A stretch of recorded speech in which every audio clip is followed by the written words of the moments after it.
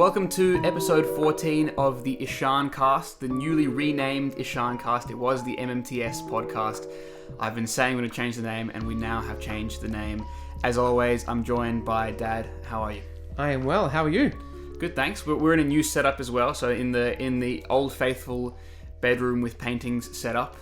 And your photo wall behind you? Yeah. I think this is a classic. So it's nice to be in here for a change.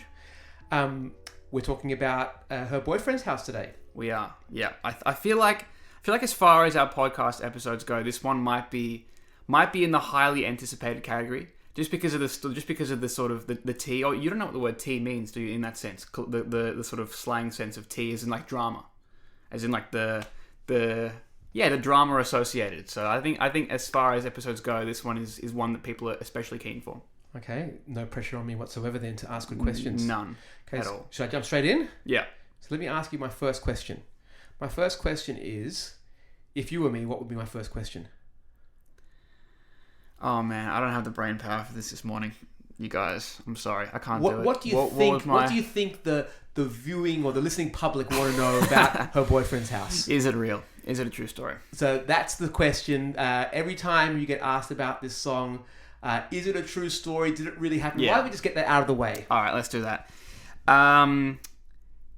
It is in part a true story. So, but only on a technicality. Okay, so technically speaking, I did drop someone off at her boyfriend's house, and that's what gave me the idea. I was like, oh, this is interesting. But all the stuff that happens in the song, the sort of like romantic evening that kind of creates certain expectations, and then obviously all those are kind of flipped on their head, was not real. No. And so this feeling of being jilted, the sort of the punch in the guts in terms of the emotion behind the song, is that all made up as well? No, it's not made up. No, I mean. I've been there. I feel like most of us have been there. I feel like you get old enough, and that's bound to happen at some stage. Obviously that kind of the way I've presented it, of she's literally telling him, "Oh, can you drop me off at my boyfriend's house?" That's like a very kind of visceral way to do that. But yeah, definitely the emotion is real. It's interesting because a lot of times in the past, your songs were based on real life experiences. Increasingly, I've noticed in her boyfriend's house perhaps is a good example of this, where a spark or a certain moment, a moment in time, or one small piece of reality then manifests or flourishes into an entire song. And this was the case with this one, correct? Yeah. I mean, I don't think it's a super new thing. Like I've always, I think the Cycle of Codependence EP was maybe rooted in a bit more real stuff, and that's why maybe you've got that expectation. But no, I think definitely going back throughout the years, I've always done a bit of both. I don't know. I guess it's weird for me because I feel like a lot of the fans are kind of really like fixated on whether it was true or like where it came from.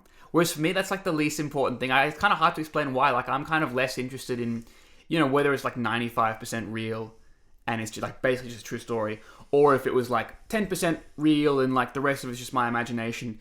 Like to me, that's like the least important element of what's going on. Like I don't know. I will kind of sit there and like get all excited about the story itself and like the kind of the questions it asks or just the way it makes me feel. But yeah, so I wouldn't say it's a new thing. Writing about things that aren't entirely real, but I don't know if it really matters that much. But in any case, I mean, it's a great story, and it's sparked by something that you actually did, so it comes from a real place. Yeah, for sure. Yeah, no, I could not have written her boyfriend's house if I hadn't been in that spot and like felt that like just that punch in the face of like, I mean, short of someone saying to me, "Can you drop me off at my boyfriend's house?" Like saying something that's basically equivalent, like If you don't have that emotion in you, I don't think you can write a song about it. Got it. Okay. Now, this is one of the few songs that you didn't write in either your bedroom or the bathroom. Oh, this is option C. Yeah. So do you recall where you wrote it? What the circumstances were? This is my auntie's house, auntie and uncle's place, and in my auntie's study. This is I feel like I've written a few songs there, but quite often like my immediate family will spend Christmas staying with them because they live closer to a beach. We live nowhere near a beach. And yeah, the auntie's study, so shout out to her, has been the birthplace of a number of songs. I'm trying to remember which others. Her boyfriend's house has always been the one that comes to mind. I have another song, but I know another one, but I don't know if you like me even mentioning your old songs that you've now moved past. Well, is it The Anarchist? Was The Anarchist in there as well? No, which is like very new. It's an old song that you don't play. Okay, then don't. Oh, I don't. Yeah, you're right. I don't like hearing about old songs. It's funny how you get. No, because it's like someone showing you your finger paintings from like primary school or like. You wrote a song called Hermione Granger. Oh yeah. Yeah, was that in there? Yes. That was funny. Yes. That was really silly. Now, it's also, Her Boyfriend's House is also one of the first songs that you started looping. Is that correct?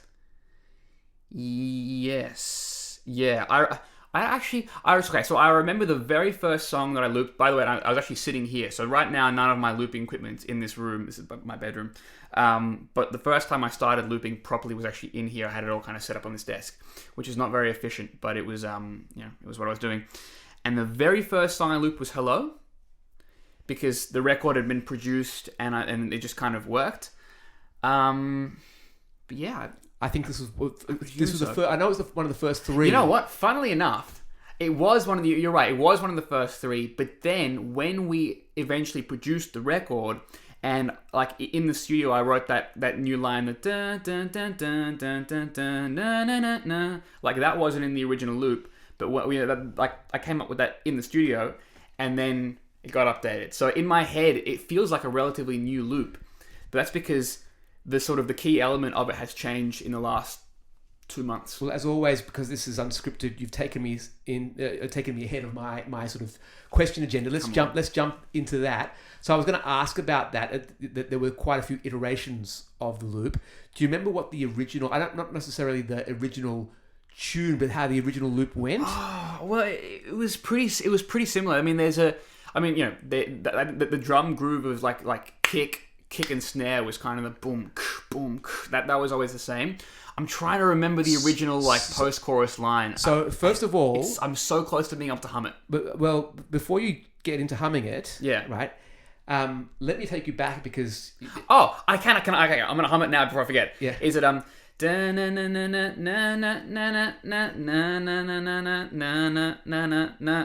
It is. That's a terrible line. Well, relative to the one that I came up with later. Well, you're just hanging shit now on your fans. They loved it. They didn't love it. They didn't know any better. No, they weren't given any options. Okay, let me come back to that. Funnily enough, that guitar line you're talking about, that was the second evolution. Do you remember the first evolution? Oh, okay. The fact that I didn't know there was a first and a second. So let me remind you. Tells me that I won't. I won't remember the tune, but you actually did the post-chorus not with guitar, but with backing vocals. hum it, yeah. No backing vocal, like you full-on backing vocal lines. So you had a backing vocal line, and that's when you started looping it. And this was when you were playing outside the State Library, and then it went from that backing vocal line to a guitar riff. Right?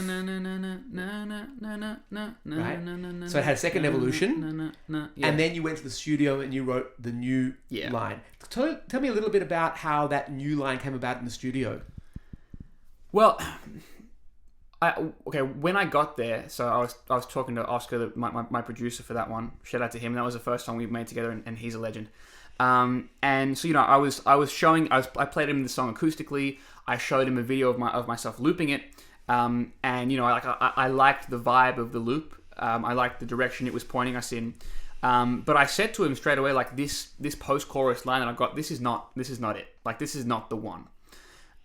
So we always kind of went in there going, as we go, like we'll just hunt for things. So as he's kind of laying down guitar parts and programming in drums, like I kind of just had my voice notes on, like I do when I write songs, and I'm just kind of sitting there, like fiddling on the guitar, playing little lines, whatever. And then I just came up with this like dun dun dun dun dun dun dun na na na na, and like that was like the first that was the first iteration of that. Like I think Oscar then tried to play around with some other things, but we're like, no, I think we like that the way that's come out the first time. And so it ended up in a very different place than it started. It started as like a synth line, like it was very The Weeknd. And I love The Weeknd, but I just think for this song it wasn't quite clicking for me. So we got like 4 hours into the production, and it was feeling very like synth pop with that, especially with that line being all synthy. And yeah, I don't know. I guess relative to the synth pop direction it started in, I felt like this song just needed something a bit more, not grungy, but just something a little bit more rough around the edges. And so what I said to him was like, I'm not quite feeling this. We could play with the guitar, but I don't think that's right for the record either. To have like a roaring, like electric sound. I think that's a bit too, I don't know, classic rock for me. And then I made the suggestion, and I said at the time, I think, this is probably a bit too meta.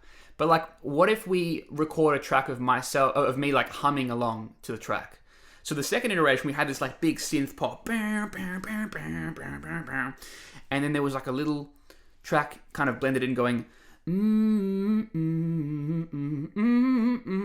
So it's kind of like, because to me it felt like I'm humming along to my own track, because it's kind of like, this whole song is kind of like me like soundtracking this like, unfortunate adventure that I'm going on. So I quite like that idea of myself humming. And we liked that so much that we kind of pulled the synth back more and more, but then that kind of felt really like muddy. So, all the producers out there, like, producers in training will know, like, it's just, when you have that humming sound, it's very kind of dark, and it doesn't quite punch in the same way that you want a nice pop line to punch. And so then Oscar made the suggestion, why don't we double it up? And rather than humming, because it's kind of sounding like a fly. So double it up the octave, you mean? Yeah, double up the octave, yeah. But rather than humming, that's kind of ugly, we made it ooh, ooh, ooh. And as soon as I did that, as soon as I tried it, he was like, why don't you sing ooh? As soon as I was like, yeah, that's it. So that felt really cool. On the record, that sound is actually your voice. So it's a combination of three things. And I can't give you the exact ratios, but it's like, I think the most prominent element is the upper octave oohs. Ooh, ooh. Then there's the lower octave hum, which we kept. And then there is a very subtle synth. So there is still a bit of an electronic element. It's kind of more like the gel that holds it together. The main element really is the humming. So that's really interesting. I think a lot of listeners, including myself, would listen to the song and not recognize that line is predominantly a vocal line. It actually sounds like a synth. When I first heard it, the very first time I heard it, you said it was you didn't want to be too weekend, but it actually was. I remember we had this conversation. I was like, I guess because I recorded it. So to me, it's like, of course that's a vocal, and there's like a little bit of something else, but it's like mainly vocal. Yeah, I found it interesting that to your ears it wasn't. It didn't sound it sounded like a very instrumental, and it did sound quite Weeknd-like to me. Yeah. Oh no, don't worry. There's a fair bit of Weeknd in the track, which is great. Yeah. But yeah, I think it was just like it being even more synthy than it was like, I'm not into that. Okay. Was there anything else that emerged on the track in production that wasn't originally part of your plan? Is that a setup, or is there something? Is there something you're looking for? Because I feel like, do I ever set you up? Okay. Yes, it's a setup. There's something. Did something emerge on the track that I had never heard? You'd never. Oh yeah. Okay. Cool. Well, okay. I was going to say, no, of course not, because I don't go in there and like I don't have like everything planned out. The only thing, it's funny, I was literally going to say, the only thing I have planned out is the songwriting. Everything else is like, I want to go in there with like an open mind. But yes, there was an ad-lib, which I guess counts as songwriting, like 70%. So that last ad-lib, the ad-lib in the last chorus where it goes, have a good night, see you next time, woo. That was up very high. Very high. Yeah, I'm not gonna sing that now. That was fully improvised on the spot. Wait, sorry, I say on the spot. Like that was another like again like Oscar's working on some guitars or something, and like the kind of the chorus track, which is like a 70% formed, is like looping back and forth, and I'm just kind of like vibing with my voice notes going. Have a good night. See you next time.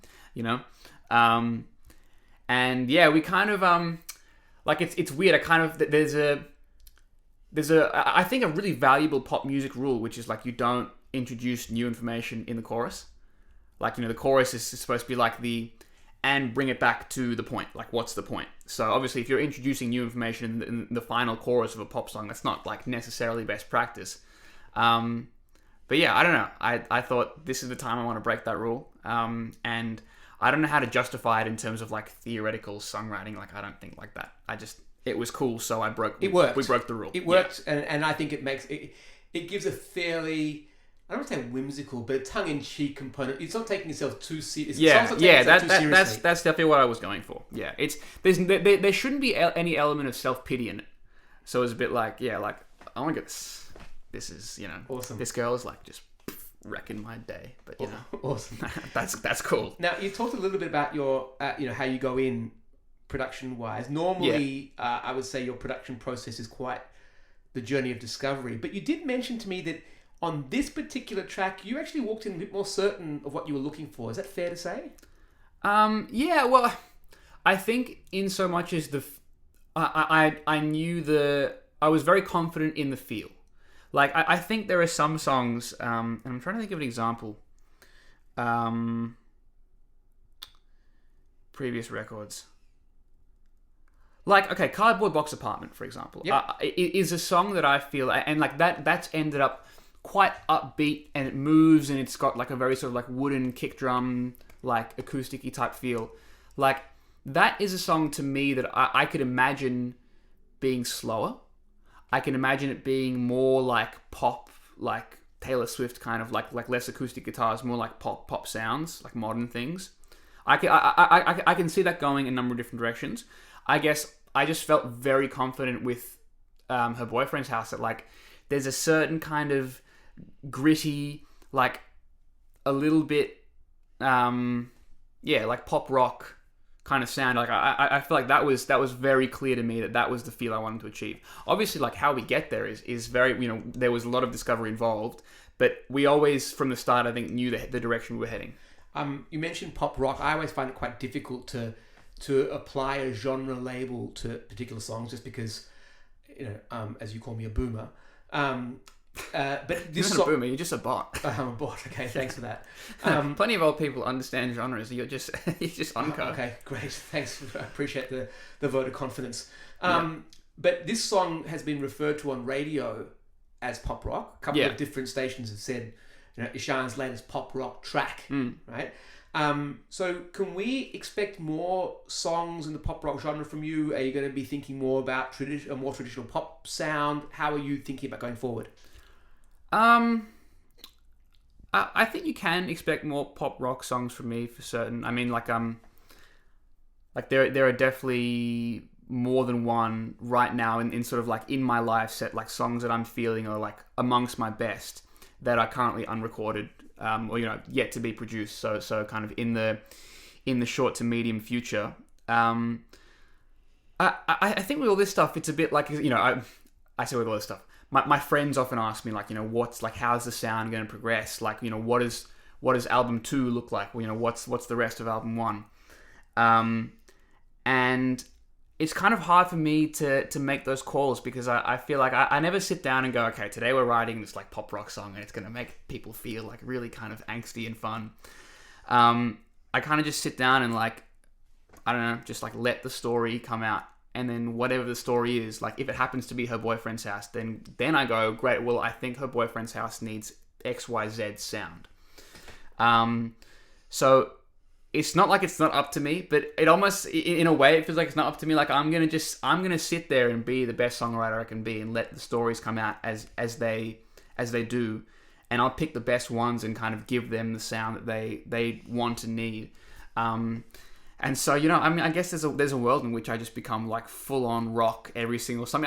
I wouldn't. That's not what's going to happen. But I think it speaks to a point of like, there's an element of, this is a very organic process, so I can't tell you how many pop songs I'll release next year. I think there'll be some. Awesome. Can I go back to the looping? Yeah. and you were playing this song on the streets. You were playing it back before you even had your license for the Burke Street Mall in Melbourne. You were playing at the State Library, which is more open busking. Yeah. And people were responding to this track. It was one of the few songs that you'd looped at the time. Do I have this right that the validation, because you said you looped Hello, for example, but Hello was already out. The validation and the response you got to this track before it was recorded through the looping process gave you confidence that this was something that was worth pursuing and recording? It seemed to me that you got a lot of confidence to choose this song to record based on feedback from the live looping. Is that fair? Yeah, I think so. I mean, I think with all my songs, like one of the best things about playing live is that you get to test them in front of an audience. So even if it doesn't stop 100 people and they all come up and say, wow, that's the best song I've ever heard, like, you can tell when someone's like, head turns and you hold their attention for a little bit longer or a lot longer than you might otherwise have playing a different song. And there was quite a bit of commentary on social media. People were looking forward to this song being released, weren't they? Yeah, I think so. And then if I can then translate that into the recent Melbourne headline gig that was just after the song was released. This was, I think, one of the last songs that you played. Fans were, I don't know if you noticed, screaming out the lyrics. Yeah. That was really cool. So tell me a little bit about, what does that feel like for someone being on stage and the fans know not just the chorus but the verses, and it was very noticeable from the audience that people were really into the song. Yeah, it's mental. I don't know. I mean, it's funny because like 230 people to bigger people play for like 10,000 people, and so I mean I can't even imagine what that's like. But even just 230 or whatever it was, people in there yelling the lyrics to Her Boyfriend's House was absolutely nuts. I could barely hear like what I was doing, so I don't know how in tune I was. I was kind of like I almost felt like a fan, like screaming along, like I wasn't. You're pretty in tune. Don't worry. Okay, that's good. I don't know. It's really cool. It means a lot to me. I guess it kind of. Obviously I want to be self-motivated and certain that even if people weren't responding to the songs, like I know I'm making these for myself as much as anything. But in saying that, it is really lovely when people are there and kind of screaming along and like I can hear that it means a lot to them. I can hear that the song's connecting.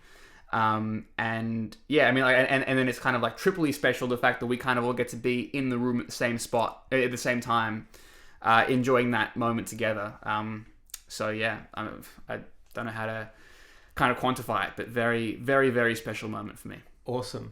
Now, you also filmed a really fun music video for this song. Can you tell us a little bit about that? Oh, that was hectic. Oh man, yeah. We drove. I say we. So you were the driver. I was in the back seat, and we had Olivia. Shout out to Olivia. Who is a super talented videographer. Olivia was in the passenger seat, and Olivia and I were both hanging out of our respective windows. So Olivia had big camera, sort of like on shoulder, and I was just like also hanging out. So she's like filming me. She's outside of the car. I'm outside of the car. She's filming me, and you're driving us around. And we basically just did did one block, right? In Yep. Do we say does it matter? Look, it doesn't matter. In Fitzroy, correct. We're doing laps of like Brunswick Street and what are the other ones? Gertrude, yeah. A block around cultural there. area. Smith Street, very cultural area. Yeah. Do you remember one of the quirks as I was driving? You thought this was so funny. That's because this is your only moment of involvement. This is why no one. Literally, this is like the least interesting part of the story. But I'll tell it. But this is like, can't believe you're bringing this up on the podcast. But yeah, you feel very special because whenever we got to a corner, is this what you're talking about? Maybe. Oh my God. Every time we get to a corner, Dad yells, "Turn," which is important because like we all have to like brace ourselves for that because that's, quite a bit of like turning force when you're not expecting it, especially when you're like, especially for Olivia who's like hanging out of the car with quite a heavy camera and she's facing the wrong way. So you're giving me crap for the role I played, but I literally saved everyone's lives. No, that's not how it is. Because you would have all fallen out the window and died if But it hadn't been for... we wouldn't have done it if you weren't there. That's not saving our lives. So I was basically, without me, the video wouldn't have happened. So it was all me. What? That's the dumbest thing. That's like an anaesthetist taking credit for like the world's most complicated heart surgery. It's like you weren't. It wasn't you. Okay, let's just move on because we know it was all me. No shade to my anaesthetists out there. Let's just Okay. So it was a fun... In case this gets around, in case this podcast really takes off. It was a fun music video. We did have a lot of fun. We had a lot of fun. Yeah, that was the most fun music video, bar none. Got it. Okay. I'm trying to think what else I want to ask you. What's next, ISHAN? So her boyfriend's house has come out. You're going to do a looping version of that, a live looping version. I think you've got an acoustic version as well. Is that correct? Mm-hmm. A Spanish lyric video. So there's lots more her boyfriend's house content to come. Is that correct? Yeah, definitely. I mean, I think with like the overall thing is like more music, more shows, and just finding new ways to make content with the catalog. So yeah, whether it's like Spanish lyric videos, or I mean this podcast, or one of the things I just started doing now, I haven't posted the first one yet, but it's like lyric breakdowns, like where I actually go through like lyric by lyric and kind of talk about just like my intentions behind the words. Yeah, I think there's, as well as like creating new songs and sharing those, which is obviously the best thing for me. I definitely want to kind of keep finding ways to, I guess engage with the people who are enjoying the current songs already. I mean, even like with merch, like, we have this, we might have had this up and running last episode. I can't quite remember, but the lyric tee. Lyric t-shirt, yes. Shout out to Liz who designed it. Which, is like a new t-shirt that has like lyrics from a bunch of my songs, including her boyfriend's house. Also, yeah, lyrics or just the, lyrics or titles, both sometimes. Yeah, cool stuff. So yeah, I guess I feel like you ask me what's next, and I'm always like, oh, it's more music and more shows. But like that's the truth. Like that's what we're here to do. It's not like oh, the new thing, guys, is like I'm gonna be like making an airplane.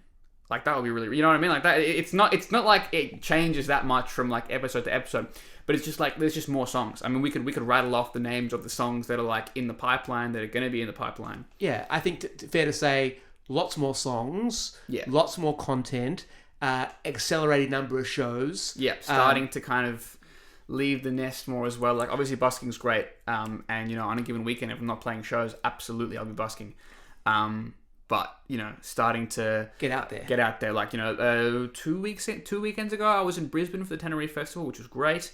And I played a show on the Gold Coast before that.